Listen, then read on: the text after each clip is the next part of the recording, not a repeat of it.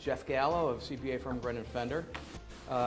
This is I want to say, the 10th event that we've had here in this location. Essentially, we do a number of these things at Valencia College during the year. This is one of the Orlando circles. It's grounded by the people that you see on this slide here and all these brands. City National Bank is our bank sponsor here, and Sean Mader is somewhere. He's in the back there. But this is an organization that started here in Orlando approximately 2.5 years ago, and Valencia College was the, let's just say, the beneficiary of this whole effort. Effectively, we look to bring CEOs on campus to interact with students. We would normally have 4 or 5 students here, but school is out, all right, and the new semester starts next week. We actually have another event with our second group. Excuse me, I apologize for this. But that is actually next Thursday. This event in particular, though, I was really looking forward to because we have a speaker at the end in Clifton Gary who is a CEO who sold his business a year ago. He's going to have a really neat story on boy, he wish he knew then what he knows now. So I would look for you folks to enjoy that message. But the topic of today's event is optimizing your legacy. Okay, and when you think about that, it's got a whole number of connotations. What we're looking to occur here is, as much as you see, this is a U-shape. It's designed for interaction. So you just got to feel free to raise your hand and get involved. Essentially, when prior to the event, we had a little survey sent out, and some folks filled it out, and it really hit on these major areas, going from more of the strategic, my departure and my exit, to the particular value drivers in your business, okay? And we've actually done several hundred of these over the last several years. When I did these in Houston, there was close to 1,000 that we had done, all right?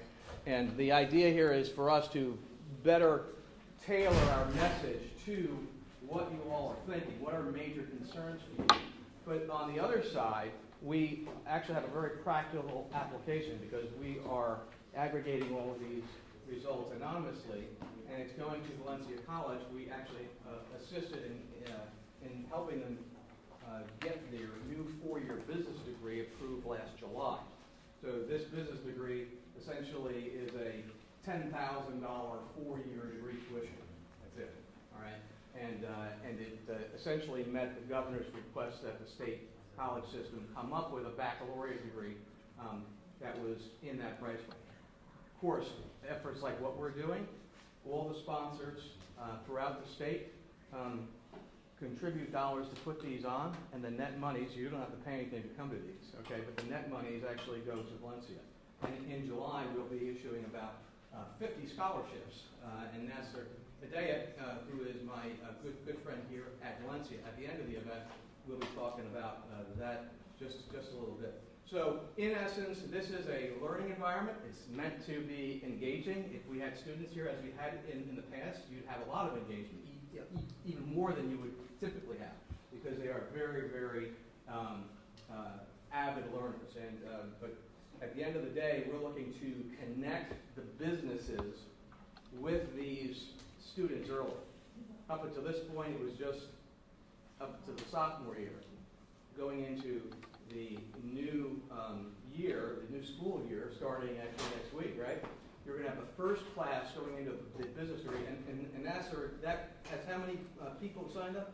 The program hasn't been marketed yet, but you already have 300 students. 300 students with a baccalaureate degree in business. They're expecting 800 or more starting the fall semester. So we will be delivering 50 scholarships to the eligible student. And it's those students that will be here, and they'll be the direct contact for you to be able to bring them in as interns, part-time jobs.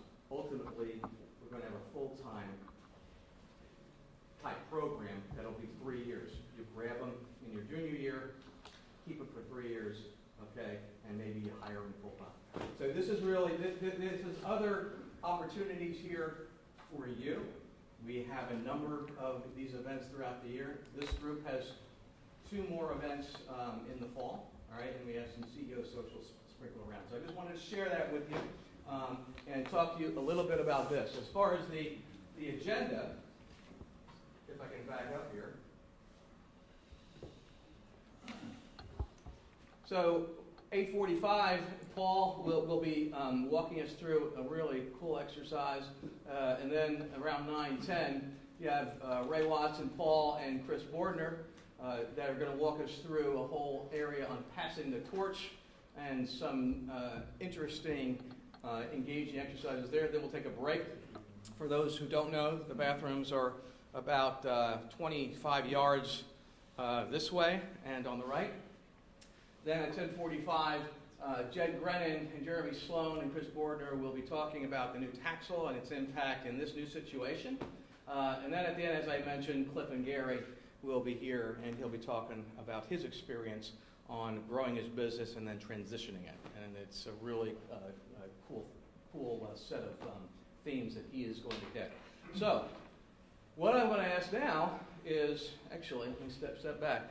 I want to have a little icebreaker, okay, just to get everybody up on their feet for about 3 minutes. I'm going to actually ask each of our folks here, pair off, and Jeremy, you're going to interview Craig, all right, and you're going to basically find out from Craig his name, his company, and what it does, and then one thing that nobody knows about you. Don't tell me that they don't know that I have a dog, all right? It's something different. Okay? And the same thing. So we're going to pair off like this, around here. How you doing? Good to meet you. And we're going to take about 3 to 4 minutes. So you got to interview quick, and then we'll go around the room. Excellent. All right, man. What you doing, Bob? Bob?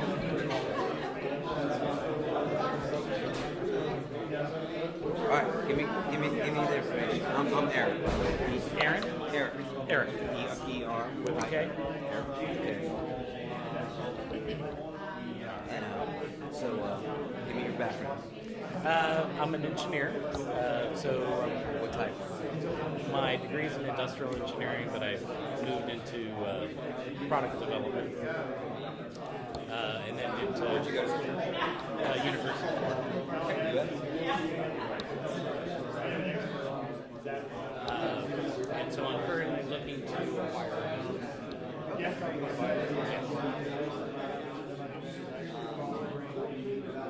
What type of business? It's food service consulting.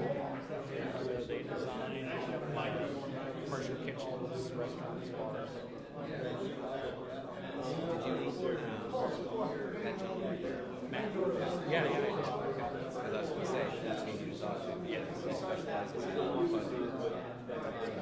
Yeah, we had a very good discovery. As typical of all these early ones, all of a sudden gets truncated. How many of these have you met? Is this your first one? No, this is probably my fourth. Okay. Yeah, I'm a part of the program. And in fact, numerous of these folks, it's been very difficult. I've had numerous Hold now. What?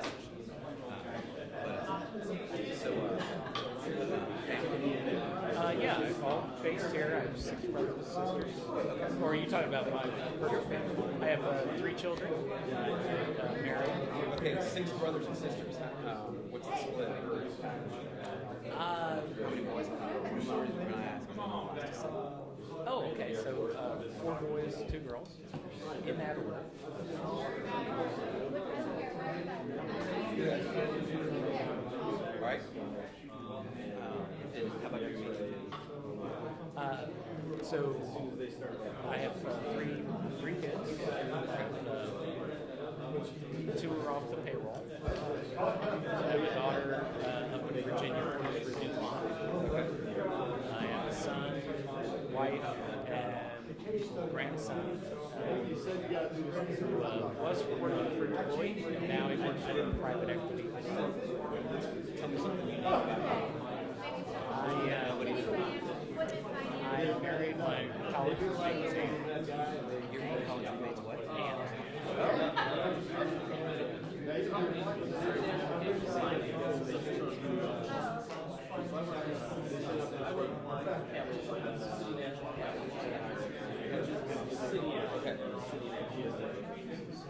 Okay. I am. Is there anything else you want to add? That's good. Okay. Okay, we're ready? Ooh. No. I was too talkative. Computer engineering. Also got a master's degree. In what? Business or Business. And I was at UCF, Denver, and then I made a career change from engineering to finance and insurance about 18 years ago.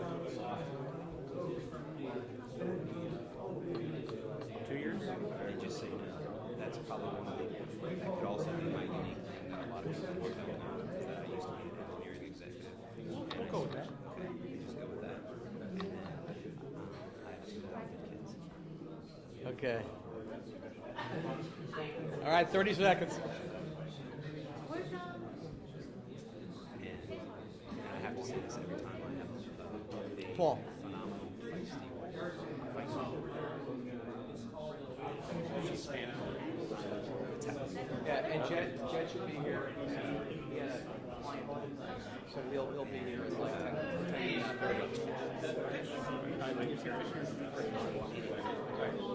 minutes. Okay, here we go. All right. All right, I'm going to start the process right here. Okay, if you hear my clap, clap. Go ahead. There we go.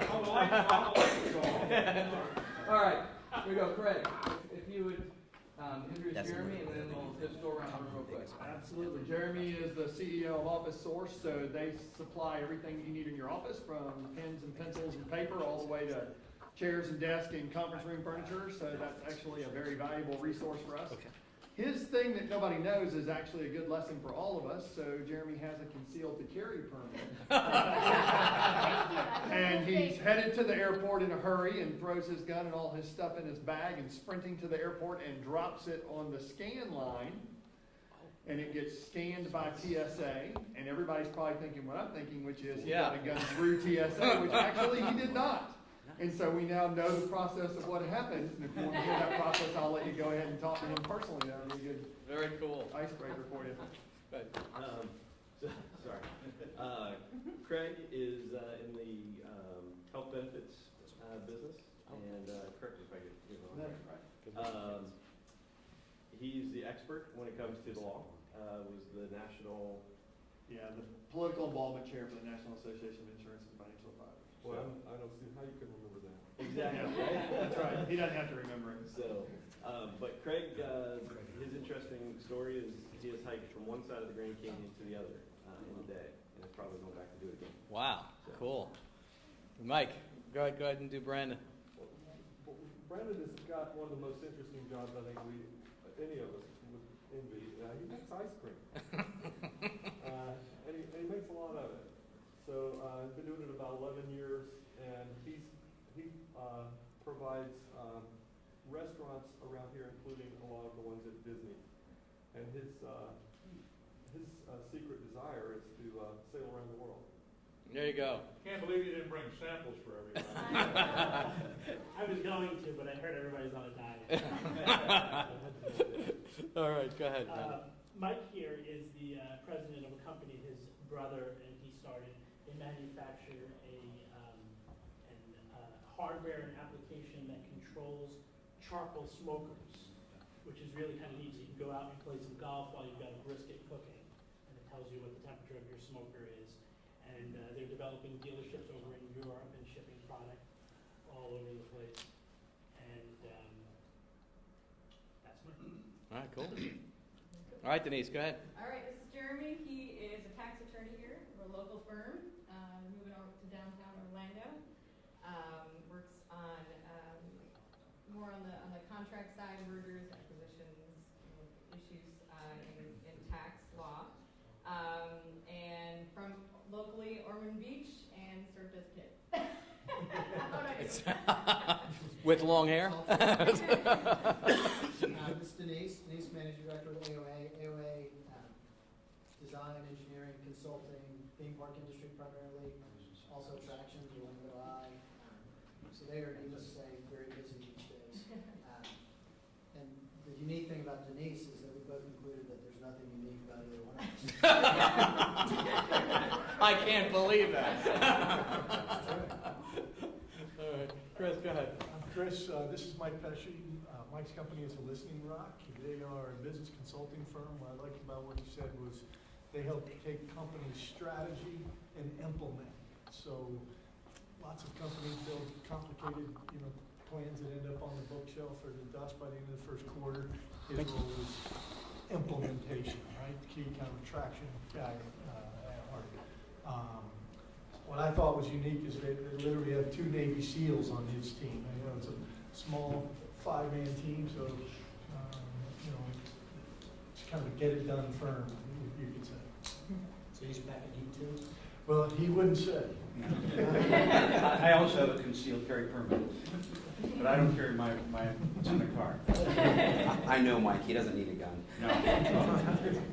This is Chris Bordner. Many of you know him. He's the managing partner of Synergy Wealth Alliance. I thought that was fascinating. I asked him how his firm is different from Morgan Stanley, because they do a lot of wealth management as well. And his answer was very interesting. More than just managing your money and watching your numbers, they try to help your firm grow and watch all of the elements in your firm. And I thought that was fantastic. In my business, every once in a while, I come behind a McKinsey who gives you a great presentation. You do the strategy and walk away. Same thing happens with Morgan Stanley. They can do a great job getting your money set up and walk away, but the whole firm is not dealt with. And he and I are going to probably do some business together. There we go. There we go. All right. Eric, go ahead. Okay, this is Bob Daly, and Bob Daly's got a industrial engineering background from University of Florida. I married a Gator, so we instantly hit that off. And then he's interested in buying a business, and so he's going from engineering production, and he wants to go to a food service industry on the commercial side, correct? Mm-hmm. Okay. And found this interesting as well is that he has 6 brothers and sisters, and I'm the last of 7. So we have that. He has 3 kids, quote unquote, 2 off the payroll, and a grandson. And then the secret thing that no one knows is that married his college roommate's aunt. Wow. I can explain. I want to hear that story. I can. All right. Well, Bob, I'm sorry. This is Eric Skolik. He's a finance and insurance executive. He's got 2 adopted kids, a boy and a girl. He also has as he described it, a feisty wife. So I asked him what nationality. He said Italian. Back to his the finance and insurance. He's really focuses on benefit solutions, which obviously is a big business cost, a growing business cost. At a personal level, he loves to fish, and in fact, last week he caught the biggest bass he's ever caught. And he loves all kind of fishing, not just freshwater fishing. Then the thing that's surprising is his degrees in computer engineering and from UCF, and he's got a master's from Emory-Riddle. Excellent. So perfect for the finance and insurance industry. Good deal. All right, Ken. And because we seem to be numerically challenged on this end of the table, we're going to round robin the 3 of us. Good deal. We're just kind of teamed up. This is Jason Walker next to me, and he is an executive team consultant and works very well at building teams and taking your company and turning it into a team instead of a group of individuals. I've actually cheated and talked to him prior to this day, so I knew a little bit more about him than we just got here. But something that's not commonly known about him is that he has climbed Mount Fuji, which is just really cool. Oh, absolutely. Cool. Thank you. Go ahead. I'm introducing Matt. I'm going to mess up his last name. Cocard? Yes.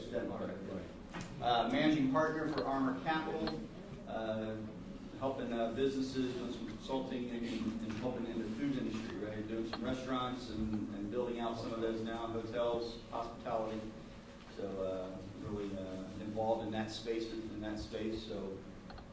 we were looking for food services. So you guys Yeah, know we how to connect. had a brief discussion. And something unique about him is he's a pilot, and he's got a little two-seater that Cool. he flies around, and he does love his wife and children more than his plane. So. Officially. Officially. Good deal. Yeah, that's a disclaimer. There you go.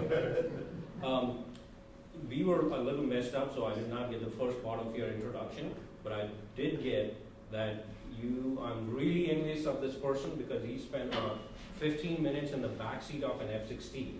Oh, cool. I somehow managed that, but that's really cool. He's been on every continent, so you are well-traveled, and I'm really sorry. We'll tag team this. This Yes. is Ken Johnson with US IT Systems, so he helps organizations with all their IT needs, and probably as a strategic partner, really not just fixing the network, but where is it that you want to go and come alongside, and let's put together the plan to actually do that. Actually do. Is that right? Awesome. In fact, that's very cool. All continents. That's I've never heard of that before. Very good. Okay, John. This is Britt. She is a relationship manager with Merchant Consulting Service, and she's been with the company now for about 2.5 years. The thing that makes what she does so different than anyone else in the merchant services credit card processing business is that her company actually has a process by which they help clients put more money to their bottom line and keep it there. And the real unique proposition, differentiating factor, is that her company actually audits their clients' merchant accounts to make sure they're always paying exactly what they promised. The very unique piece for Britt is that she, 9 years in the Air Force, and this girly girl was a mechanic in the Air Force. Cool. This is John Anderson. He is president of Merchant Consulting Service. And what's really unique about his business is he was previously with one of the world's largest processors, and realized that they were kind of sticking it to their clients. So he kind of interviewed all of his clients to figure out, hey, if I built my own merchant services company, what is it that you're looking for? How can I help you? And one of the pieces that is no one really knows about him, but he spent 10 years as a merchant seaman doing tugboats all across the Caribbean. Anderson. The tugboat. I'm gonna call you the tugboat guy. All right, Sean. Go ahead. This here is Lauren Revelo. She is with Apple One, which is the largest staffing company in the nation. No, the largest privately held. Privately held, sorry, got that. And they are 50 years old, and she has been with the company for 16 years. So after having lunch with her yesterday, I could actually verify that she is an expert in what she does and in the local markets. She was #1 in direct hire sales at Apple One last year out of 2,000 employees. So she's very sharp at this. She's addicted to chocolates. She has a 15-year-old son and a 15-year-old daughter and a 12-year-old son, because it's the opposite of mine. So that was our synergies there. And she has great taste because she's gotten 2 compliments today on her outfit, which is very fluid and very nice. So that is Lauren. Okay, this is Sean Meter. He is new to our CEO advisory group this year. He's one of our banking partners in the city. Get me wrong, National Capital Finance Division of the bank. Is that right? Correct. Okay. He focuses on equipment finance. His division is 2 years old, and last year they passed $1 billion in assets. Last year year, his biggest asset and claim to fame was they financed the Gulfstream 450. Oh, wow. Yeah, Okay. yeah, no, well, private aircraft, we need that.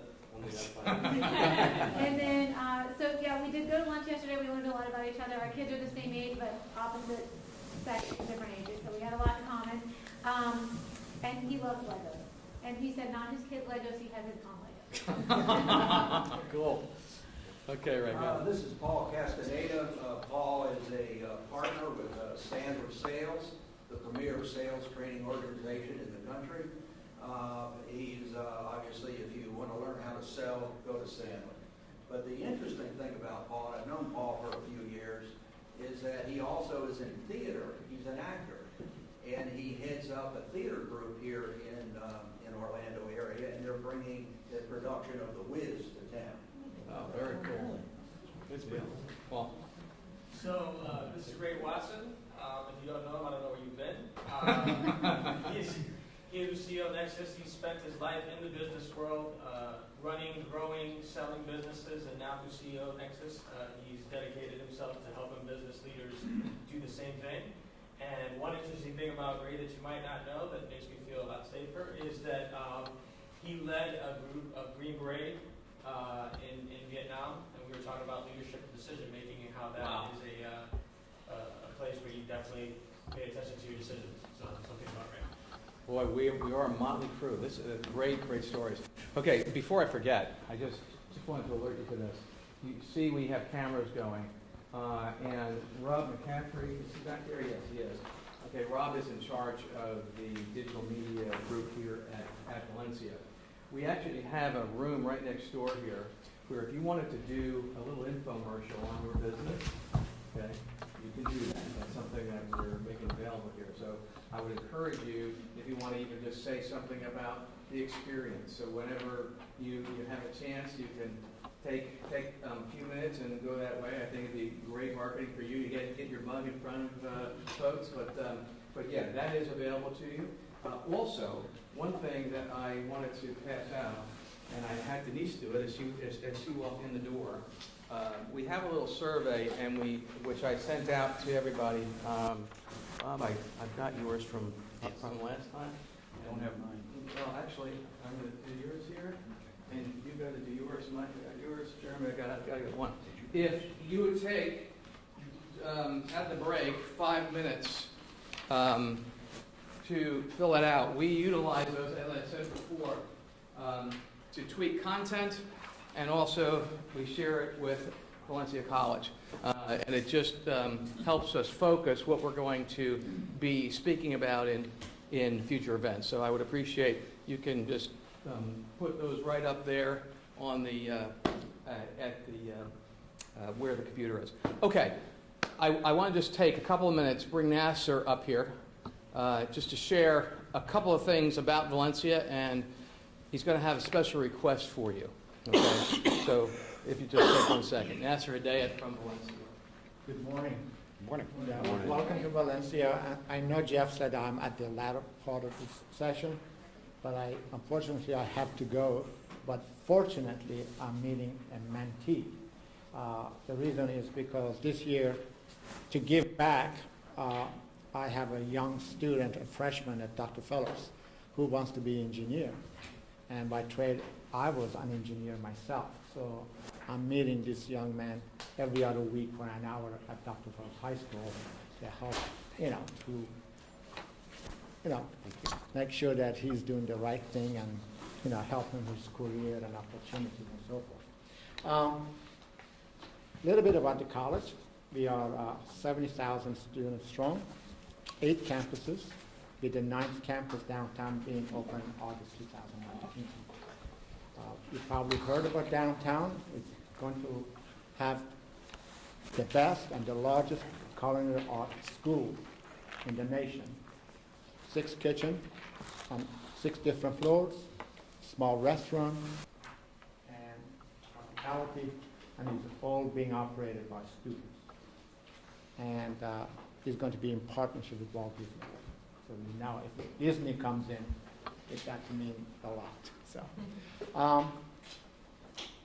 we have our commencement coming up this weekend. over 6,000 students are going to be graduating. 1,500 of those students would be from technical programs, the programs that you've been instrumental in helping with their internship and hiring our students part-time and full-time. We have over 140 programs in variety of areas, from the business, accounting, finance, HR, insurance, to healthcare, medical technology, nursing, to IT and engineering, construction, art and entertainment, sound and music, theater, and digital media. Our team is here. Film technology and so forth. By the way, our film technology are always number one in the nation. Students get a chance to go to New York every year. And we have programs in culinary art, hospitality, and all sorts of areas. And it's your support, and that's why we're successful. With the support of this CEO leadership, last year, as Jeff mentioned, we got the approval of 2 new baccalaureate degrees in business as well as nursing. And our total baccalaureate degree currently is at 5. We have baccalaureate degree in engineering technology, baccalaureate degree in health sciences, and respiratory care. There's a new baccalaureate degree on horizon as well. I'm working on that right now. We submitted our notice of intent to state of Florida. Was fully approved by our board of trustees last week, and that's going to be a baccalaureate degree in software development. There are over 2,000 jobs just in Orange and Osceola County. So that's what Valencia is all about, respond to the workforce needs. We do not offer a program because it looks good. We offer a program because it's needed. And that's our mission. Even though we changed our name from Valencia Community College to Valencia College, still is our DNA, and that's community.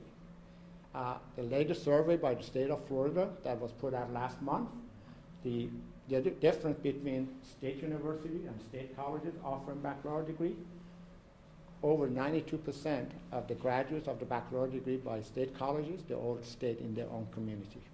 They didn't go anywhere else. And that speaks a lot. And that's why it's so important when the colleges offer baccalaureate degree. That means it's for the community, not for somewhere else. So having said that, I'm looking forward to your support, and I asked Jeff if I can hand out a little letter. I guess I need to put that in front of you. If you could provide a support letter, because it was because of this forum that we were successful to get our other baccalaureate degrees approved by the state of Florida. It's very important to us, and if you could support us, that would be great. If not, that okay. And so our goal is to go to Tallahassee in the next 4 months. Jeff will be coming again on behalf of the forum to talk to the commissioner about why it's so important for Valencia to offer this degree. Also, we talk about the internship. And Jeff, you want to talk about it for a minute? We got a new model for internship just for this forum. Also included in that packet are some documentation about if you need to get student interns, okay? There's some instruction there, but we've just created the CEO Leadership Forum's Executive Internship Program. Essentially, this is going to be built during the next 6 months with the intent, as I mentioned earlier, having students who actually are scholarship winners interacting with you, all right? Part of the way the $10,000 tuition is, how that price point is met is by scholarships like we provide, or scholarships that you as business owners would provide as part of the compensation, but not FICA-based compensation. You'd be paying directly to the college. So the idea here is to have, like I said, a 3-year commitment, okay, with the student and the company, okay? If they meet these criteria, they remain employed and then have the opportunity to potentially get hired full-time. So you think of it this way. if I'm going to donate $5,000 to somebody's 4-year program, okay? Essentially, I might have to hire them at $13, $15 an hour. Maybe we make it 11. The rest of it is compensation for that's for the scholarship that you would impart provided for their education. At the end of the day, it's all about getting them early so they don't go somewhere else like into the big companies. The big thing is, the big challenge that all the small companies have, right, is getting that talent. Okay? But if you get them early, which is the whole intent here, okay, get them into that, what I call warehouse experience. Go to Brandon, shop there, and working, you know, in the factory, in the warehouse, doing the things that are necessary to make the company successful, and it be affordable for the business owner. That's really what we're trying to do here. Yeah. So, yeah, and that's awesome. And if I can share a few good stories with you. At Osceola County, 5 years ago, the college going rate from high school to college, Osceola was ranked number 67 in the number of counties in the college going rate. Valencia stepped in and said, we're going to change that. So we created an initiative called Got College. The recent report shows that our Osceola County now is number 27. That's a big jump from 67 to 27 in college going rate. That's very important for our community. Valencia College was recognized by Siemens Foundation and Aspen Institute 2 months ago for offering the #1 cybersecurity program in the nation. And they provided $50,000 scholarship for our students.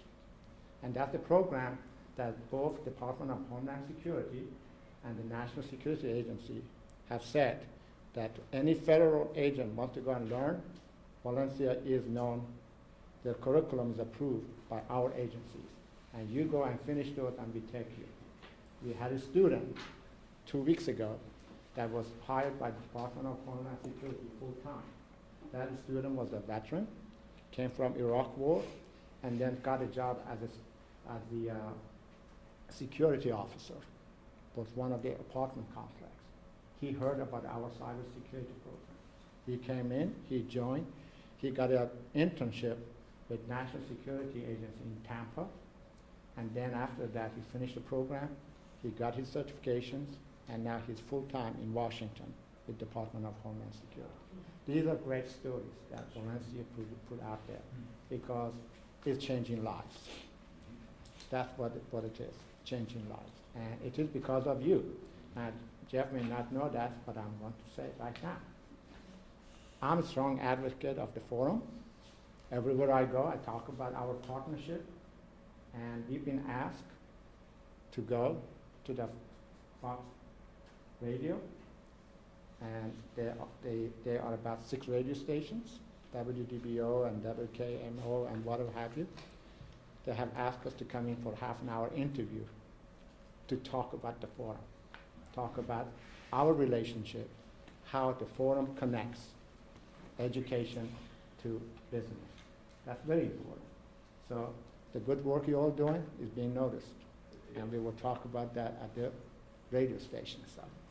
Thank you very much.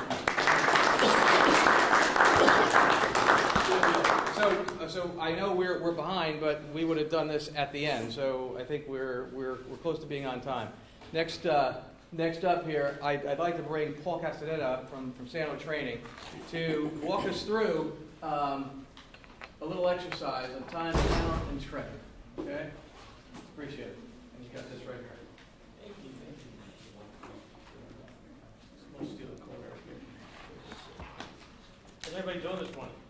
Good. Great. I'm glad you said the thing about that was supposed to come at the end, because I'm hopelessly behind. I'm going to introduce myself and then sit down. That ought to work out. So I'm Paul Castaneda. I'm with Sandler Training. Just to bookend what was said about Valencia, I had the pleasure, I know a lot of people that have come here and had great careers from coming here. I had the pleasure of directing a show for them on the theater side. I directed Evita here, and they have a wonderful staff, wonderful interaction with the students. It's really a great feel to both their campuses. In any event, they have me talking today about time, talent, treasure, and growing your business and your life. I'm going to take you through an exercise. I'm not in love with my own voice or personality, so hopefully you guys will join in, ask questions, and participate so it doesn't become a lecture series, okay? Sorry that the graphic didn't work out when we plastered it on there, but what I'd like you guys to do, and you may have been through this exercise before, it's probably gonna feel a little bit different today. That's mine, and I'll walk you through it. But if you can use somewhere on your sheet right now, just draw a straight line for yourself. And on the left side of the line, just write the year you were born. And then on the far right of that line, go ahead and write the year, and I know this is a difficult thing to think about, but the year that you anticipate you'll last until. Okay? And again, don't be too pessimistic, but don't be too optimistic. Nobody in this room that I know of is going to live to 200. So go ahead and be as realistic as possible in what you put there. And then once you've done that, somewhere on that line, I want you to put in correct graphical representation where 2018 would fall between those two dates. And then I'm going to walk you through some stuff. Now, you might be asking me, I'm supposed to be here talking about business. Why am I asking you to do a lifeline exercise that has to do with you? Well, I've been in the business world my whole life. I've been with Sandler for over 12 years. And what I've found is that most businesses that I interact with and work with are a reflection of the person or the people running it. So if we can get a good grasp for some of the things that we're going to talk about today from your perspective, they can be related to your business pretty easily and pretty quickly, and they'll wrap into what we're going to be talking about a little bit later today. By the way, I don't stand still a lot, so if you have motion sickness, I apologize in advance. I'm not a stand and speak kind of guy. I move around just to make sure I'm awake, okay? So this is my lifeline, and I'm going to walk you through some things. That 1200 number, we'll get into what that means at the end. Just retain it, and we'll talk about it later. So as you look at my lifeline, 1968 was the year I was born. That's where the B was supposed to be, okay? Then you get to 1974. Why did I select 1974? Well, an interesting fact that you didn't hear about me. In 1974, I was lucky enough to do 2 seasons of Sesame Street as a child actor. So it was kind of an important date in my life. It kind of set me on a certain path outside of the business side of things, where I knew that I was always going to be involved one way or another in things artistic. And that stayed with me over the years, and I still do it today. Then you look at 2006, and that's the year I met my wife. And I met her, funny enough, directed her in a show, did a production of West Side Story, and she was cast as my Anita. One thing led to another, and I married her and inherited my three stepkids, and I'm blessed and lucky to have them in my life. And then we get to 2018, which is today. Funny thing happened in 2018. You know, as I said earlier, I've been in the business world just about my entire adult life. Other than acting, the only thing I've ever done is either sales-related, business-related, one shape, form, or another. And I thought I had things pretty well figured out. I thought that I knew how I was making my decisions, how my decisions were shaping my life in terms of purpose and meaning and that kind of thing. Thought I had things pretty well in hand. And then in 2018, I got into a minor fender bender in my community. But I was, banged up pretty well, so had to go to the hospital, get the x-rays, get the brain scan to make sure you don't have a bleed going on, all the precautionary things. Luckily, nothing too bad. A concussion pretty much was the only thing I got from the accident. But when they did the brain scan, it turned out that at some point recently, unbeknownst to me, I had had a stroke that I didn't know about. It showed in the scan. They asked me some questions about things I might have encountered, and I was able to kind of pinpoint it to a night where I was in a high stress situation, and there were some things going on body and mind wise, and I kind of powered my way through it. And they said, yeah, that's probably when it happened, right? And then they gave me the list of life changes that you're supposed to make when you've found out that you have a stroke. Things like exercise, diet, stress control, things of that nature. And then they give you a nice list of symptoms that if you ever run into any of this stuff, you're supposed to get yourself to a hospital right away to make sure to get checked out. And so I've done that. I've been with specialists and worked things out. And then very recently, I was at work one day, started having some weird symptoms, ended up going back to the hospital, spending 2.5 days becoming a human pincushion, and getting all kinds of MRIs and things done. I've joked that I've had enough MRIs in the last 30 days to light up a Christmas tree, I think. So I went in. It wasn't luckily a stroke. It was a TIA, which is a mini stroke. The things you learn when you go through the medical system. But why am I sharing this all this with you? Well, once that happened this year, all the things that I thought I had a pretty good handle on, I realized that I didn't have as good of a handle on them as I thought I did. What I was really good at was handling the situations in the moment. And I had a plan for way down the road when I wasn't going to work anymore and I was going to retire and spend time with the family and all that kind of stuff. And I thought I was doing a really good job of being a leader in my company. I'm lucky enough, this year I became a partner with Eric. I've been working with him for 12 years. We've known each other for 20. Thought I was being a great leader at work and showing folks the way. Thought I was being a decent dad. My wife would probably tell you I'm an okay husband every now and again. But what I found out, when you are hit with something that stunning that you're unprepared for, what you realize is the plans that you thought you had made are not as bulletproof as you thought they were. And what it led me to do is a total reassessment of what I was doing, why I was doing it, and who I was doing it with and for. What it did after that is it led me to do a great deal of thinking of answering those same questions within what I do on the business side. You know, I'm Eric's exit plan. He jokes about that all the time. I'm a little bit behind him age-wise, so his idea is somehow we're going to have me take over the company. He'll make a pile of money, maybe get some residual from me, and the legacy lives on, right? He was a little shook when I got sick, right? As a friend and also like, holy cow, there goes my legacy, right? But in terms of that legacy, what thought patterns had I put into even what I wanted Sandler to be post-Eric? What did I want it to look and feel like? How did I want it to appear to the community?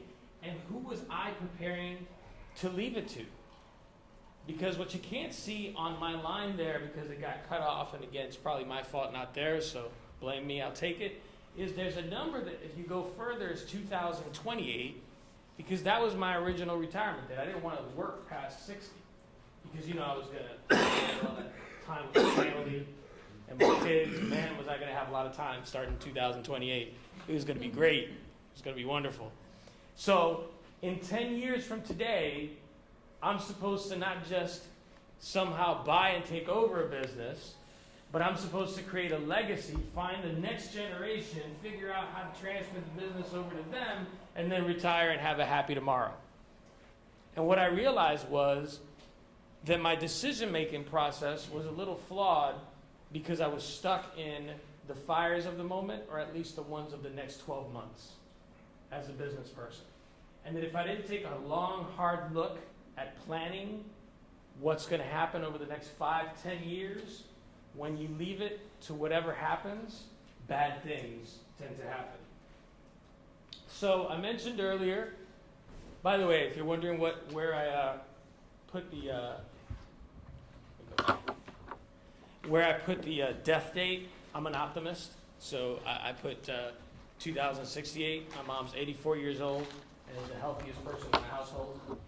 So I figure if she's still going strong, even with the recent news, I can perhaps make it to 2068. And if not, at least 58 is achievable. So decisions, I just talked about that. What kind of decisions are you making right now in your life and in your business? And have you worked out the repercussions of those for you, for the people in your life that are important, and more importantly, for the people that look to you as leaders and are entrusting you with their futures? Because I know I take that with a new level of seriousness now today, that there are people working with and for me who trust me to be making the decisions that are not just in my best interest, but that they can rely on to take their lives to the next level. From those decisions, what kind of purpose is that creating in my life? You know, we can all sit here and say, well, the purpose of business is to make as much money as possible. And yeah, we live in a capitalist society, and that's what we're supposed to be doing. But in addition to that, the decisions I'm making, do they give me a purpose beyond that? Am I able to give back in some discernible way? Whether it's being able to do something for my employees that would be way out of anything they were ever anticipating. Is it giving back to the community? We just heard about how focused Valencia is in being still a community college. Well, I like to think that Sandler Orlando is a community organization. I've met a lot of great leaders in my time at Sandler, and I'd like to think that I've built some friendships where I can be a resource for them that isn't always monetized, and that they can be the same for me. And what I found is, after this recent hiccup in my life, is that I can probably be a lot better at that side of things. I can probably be a lot more open than I thought I was. And more importantly, what I've learned is that when I spend time and give time to my friends and my family, people that I was, if I was going to be honest, neglecting a bit, it makes me not weaker as a business leader.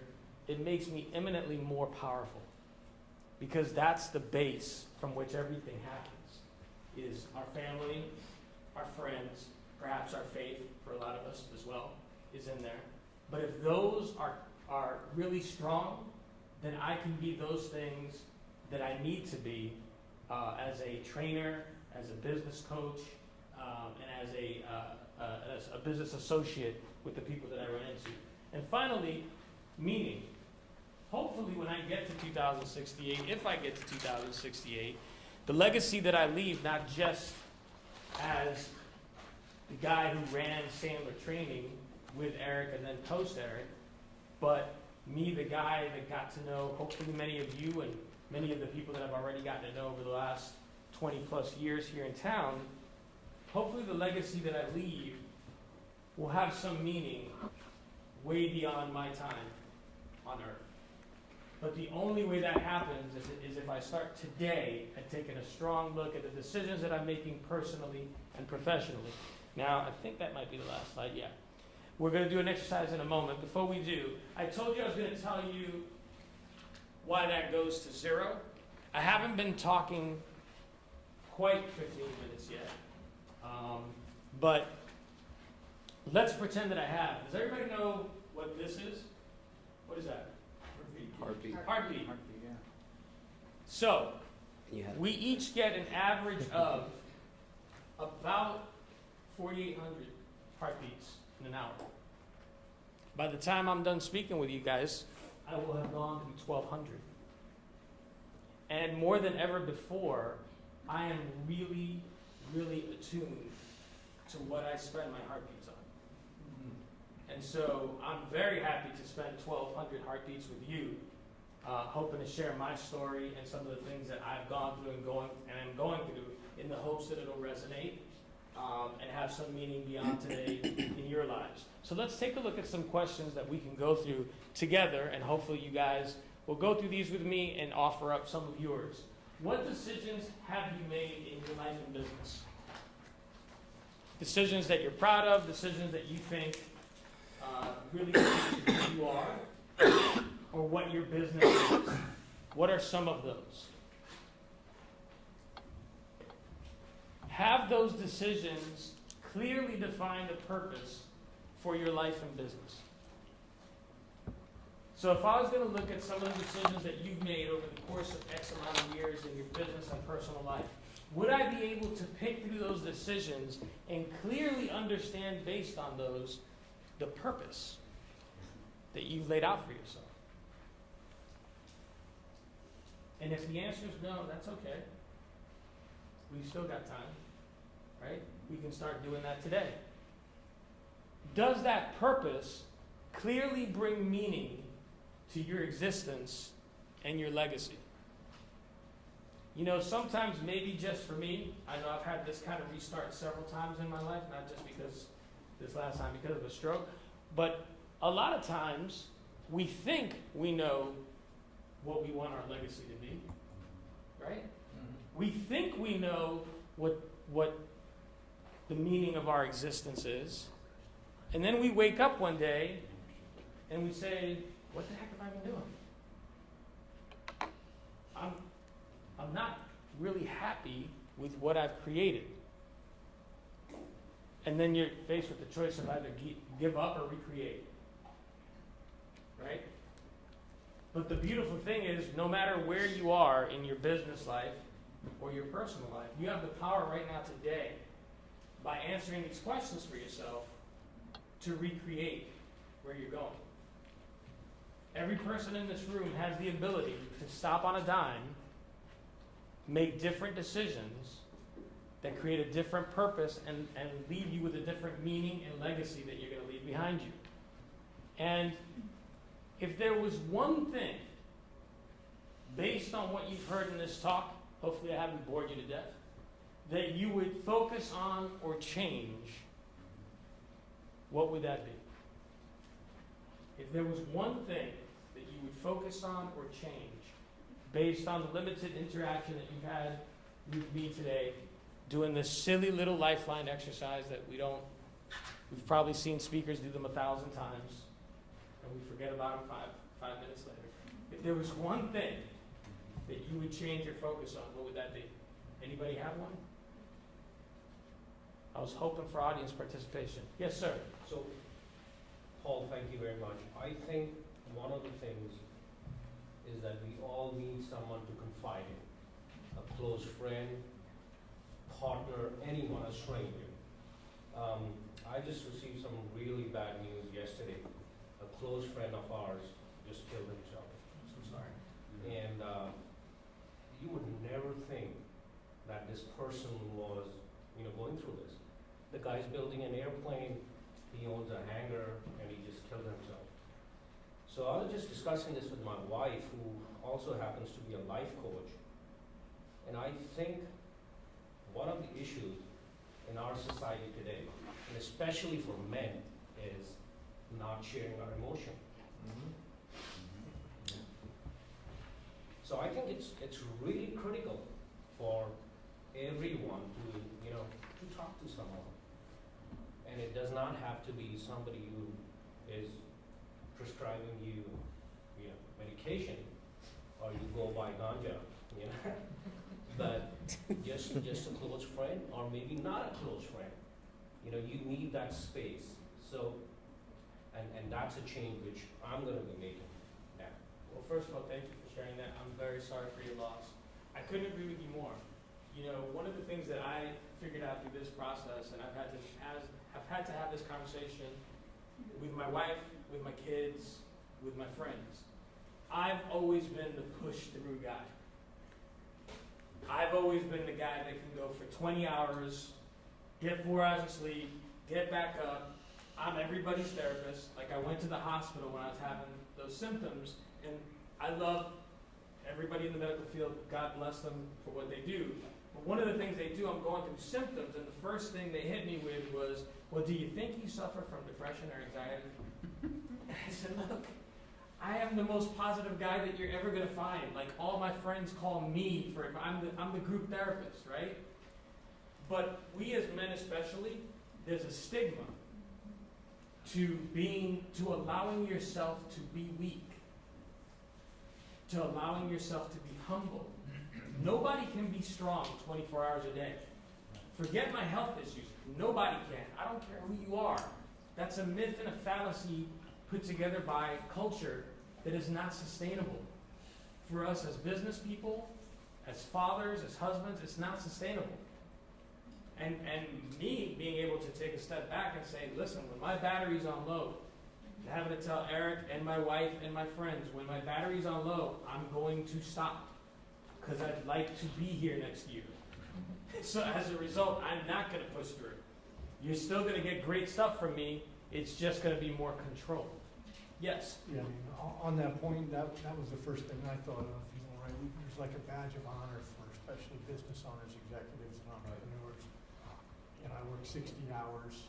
I still do it on occasion, but you know, you're looking at it. The truth of the matter is we're actually more productive if we take some time off, right? So if we focus on what's important and say what's important, right? For most of us, it would be family. It might be hobbies. We talked about planes or surfing or paddleboarding, whatever it is. When you focus on those things and include them in your week, right? Like you would schedule business meetings, things change. So for me, the thing that I would have done differently was learn that a decade ago. Start today, and I think, you know, I'd have little bit more hair and would have dropped the ball a few times on the personal side that probably matters more long-term than anything. Absolutely, and thank you for sharing that.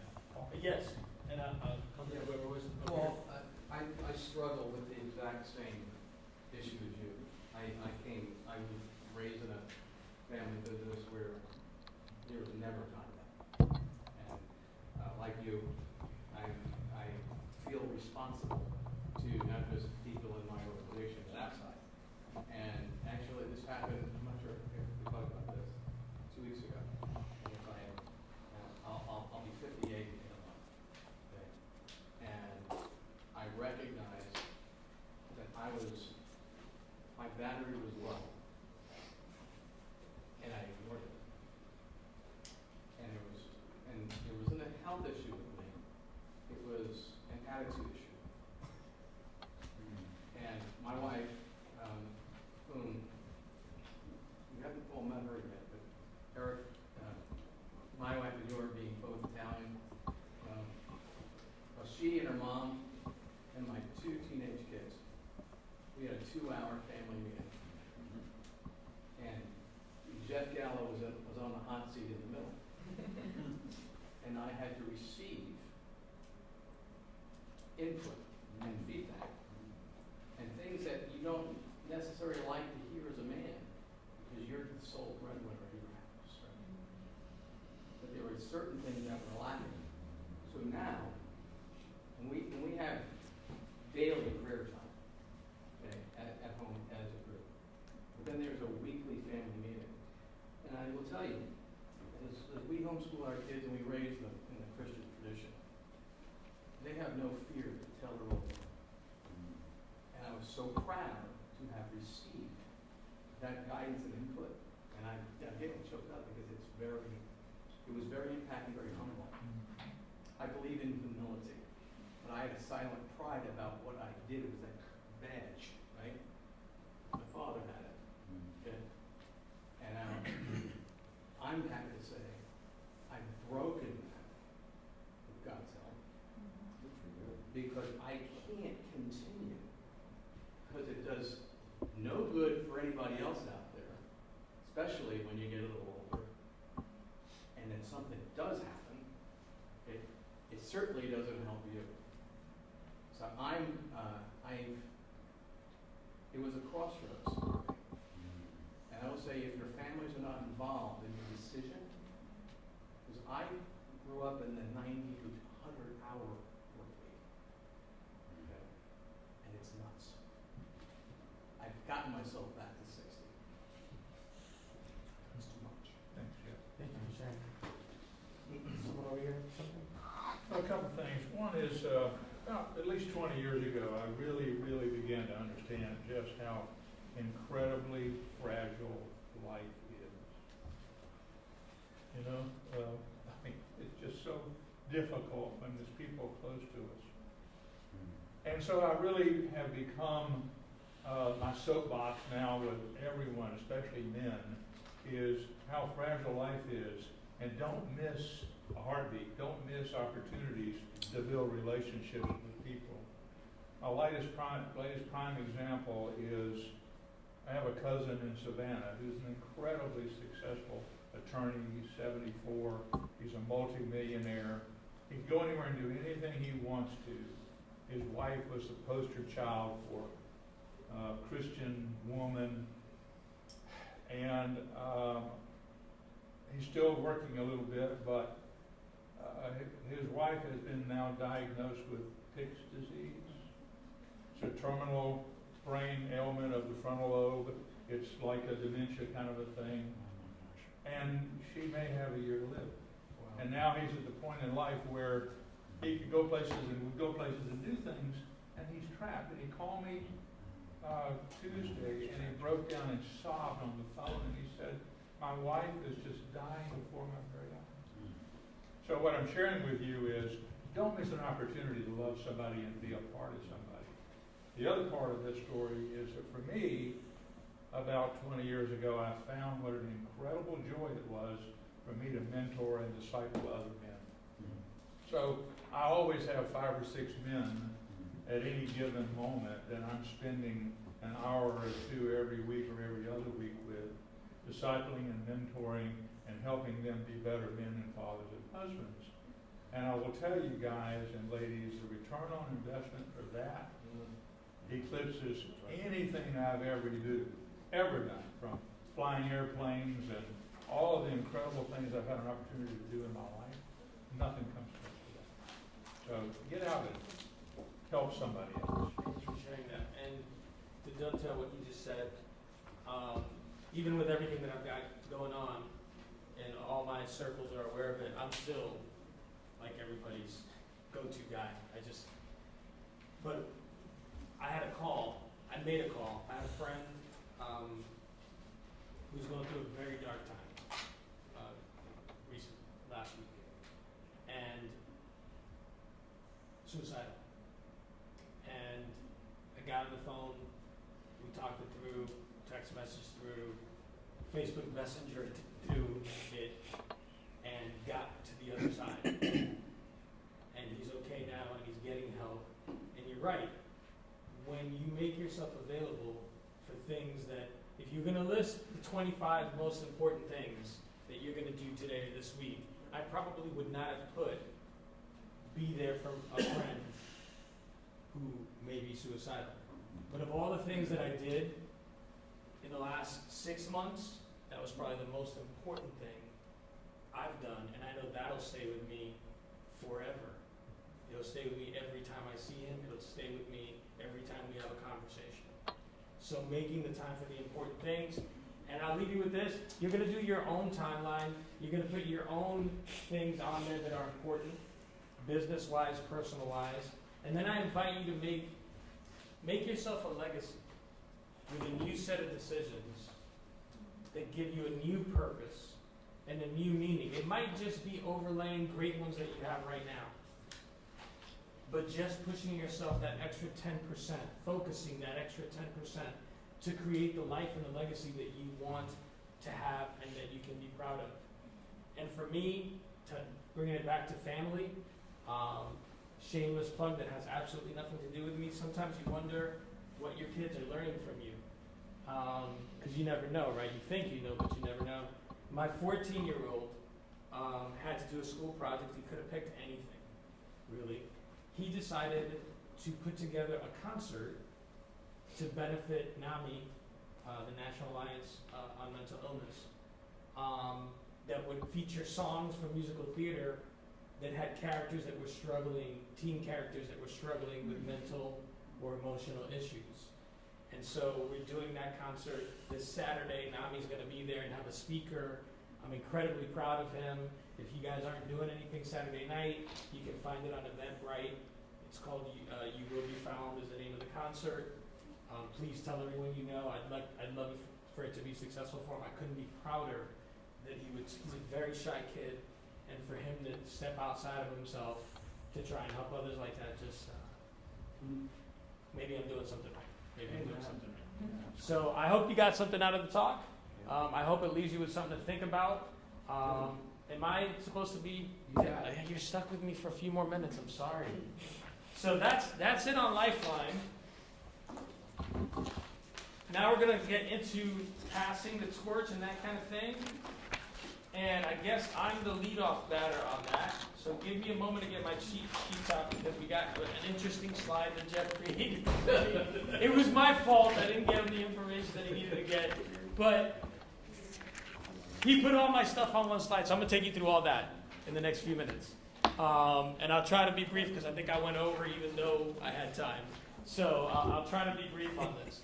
So I want to talk a little bit about creating a culture of leadership.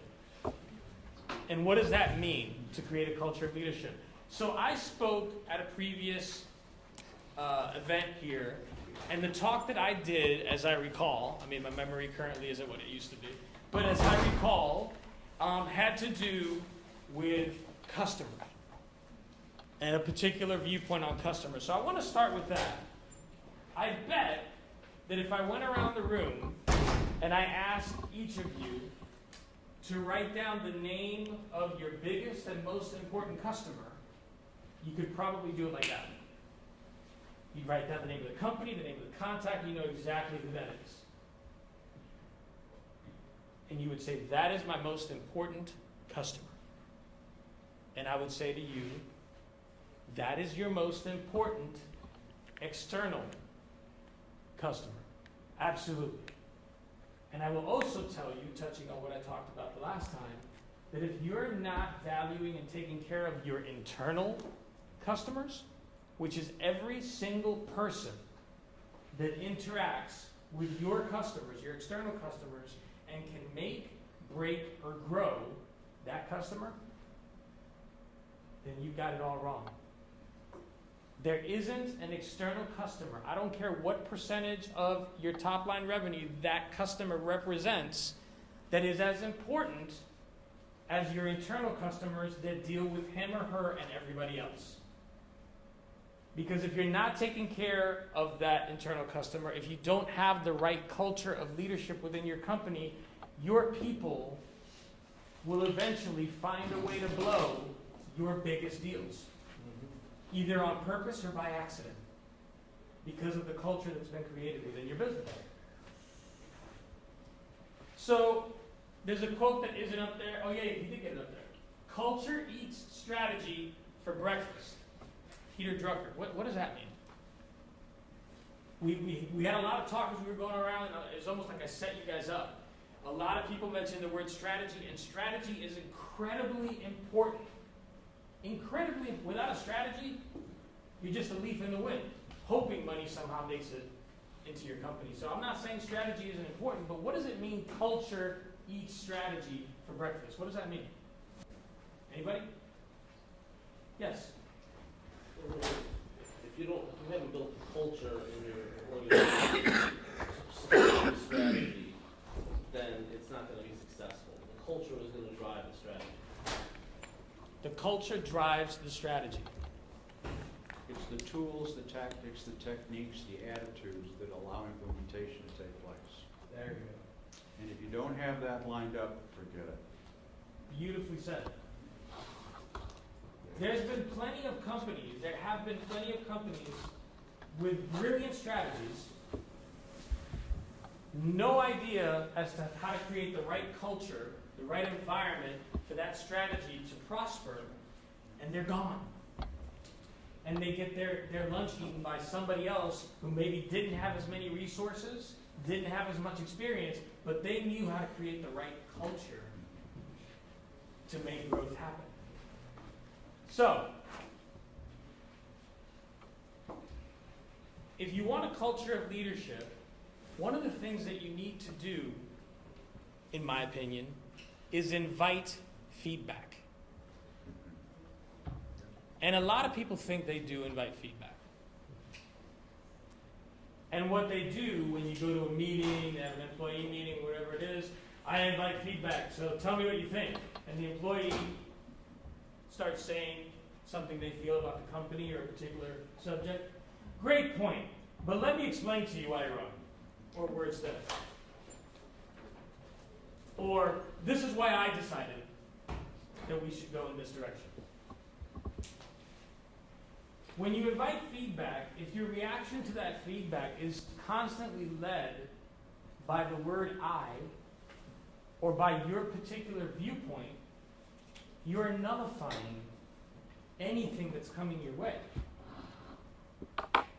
The best organizations that I've ever been around or worked with or for invite a collaborative approach to growth. I don't pretend to know all the answers on anything. On anything. I've been in Sandler, I've been using Sandler for 20 years, I've been teaching it for 12. We have a conference that happens here in Orlando once a year where trainers come from all over the world, Sandler trainers and students come from all over the world. And I get once a year to humble myself and say, with all this Sandler knowledge that I have, I can throw a rock and hit 7 guys that are 100 times better than me. And maybe, just maybe, I should ask them a lot of questions, shut up and listen, and get better at my craft. But somehow when we get into positions of leadership, we sometimes think that as a leader, that means show no weakness. As a leader, that means I have to pretend I have all the answers. I have to pretend that I know exactly how everything's going to work.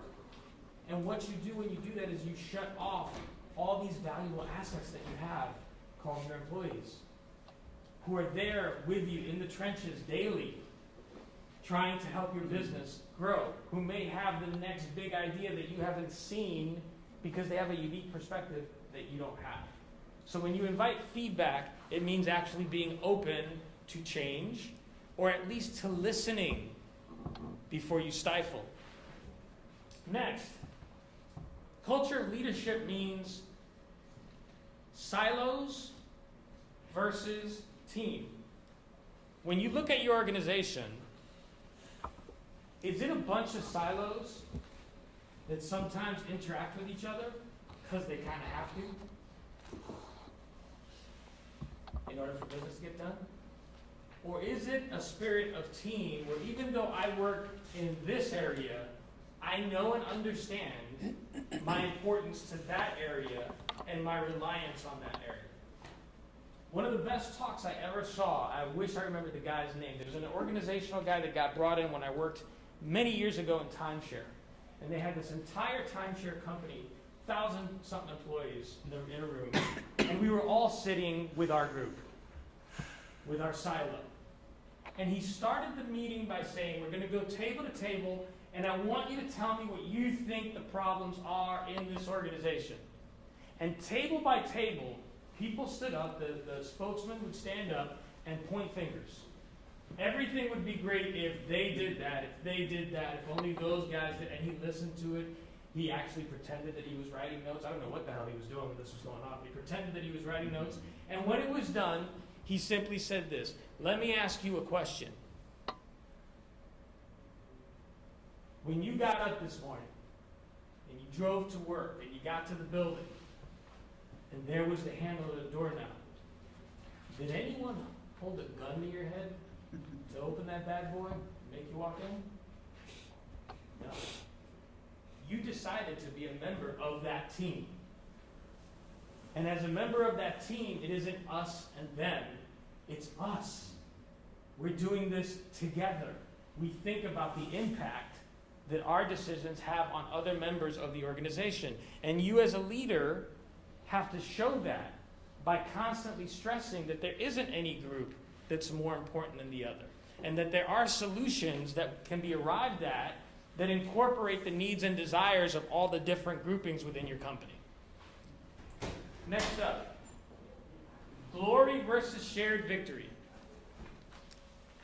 Nobody in this room, just the other CEO groups that I'm in front of sometimes.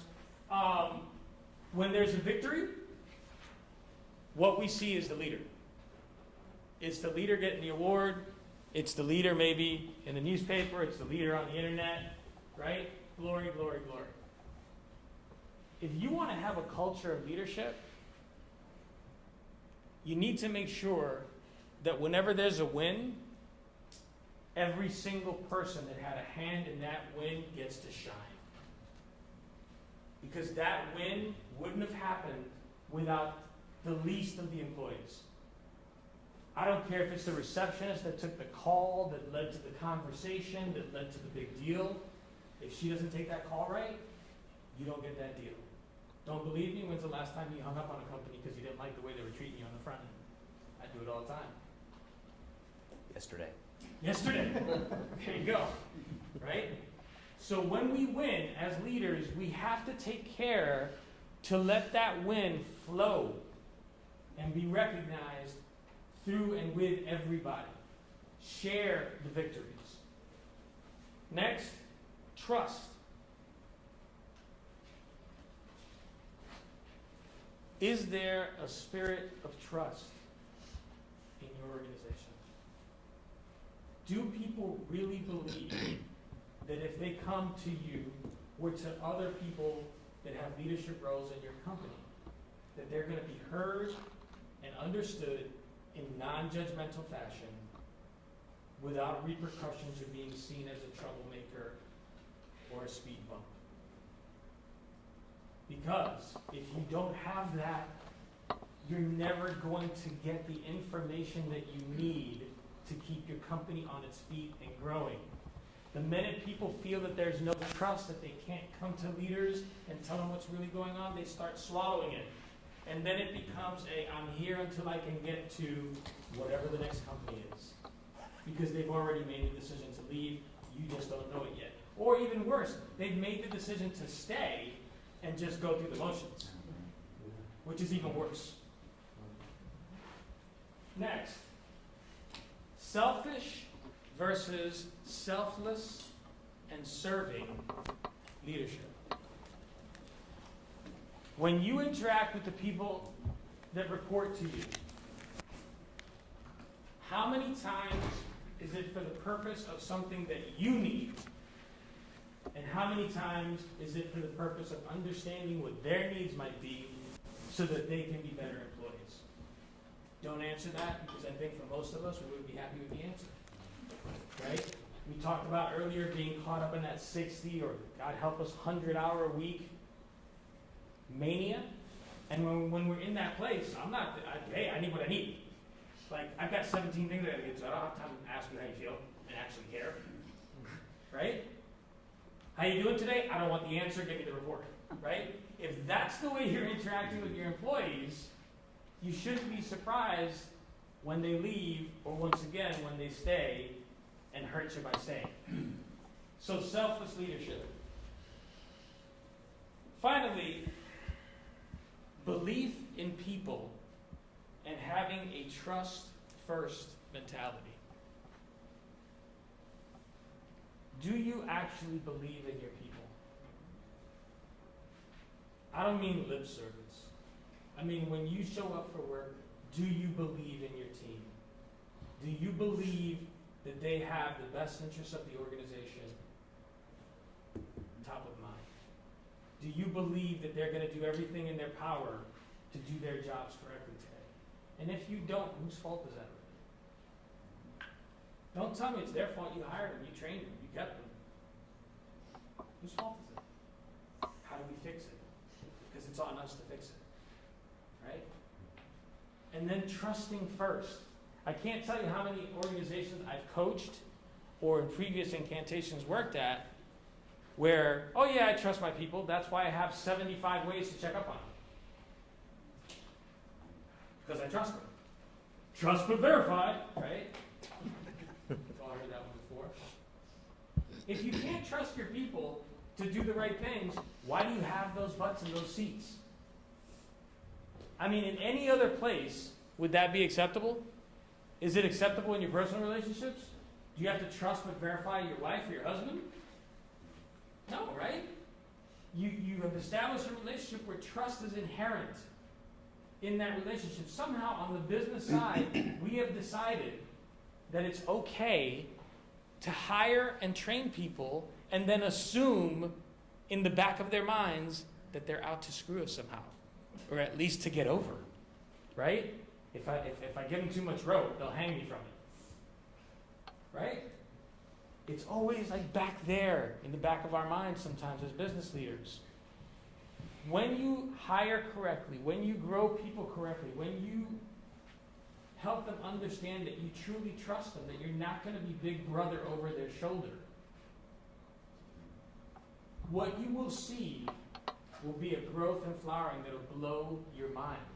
You will see people stepping up and stepping into roles that you never even thought they were capable of, because they're responding to your trust in them and your belief in them as employees and as people in your organization.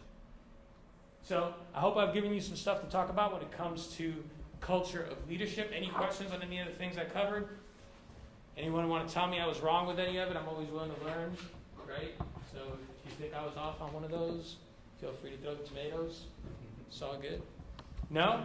All right, well then it's my pleasure. I'm done for the day now. I just get to sit and learn. This is great.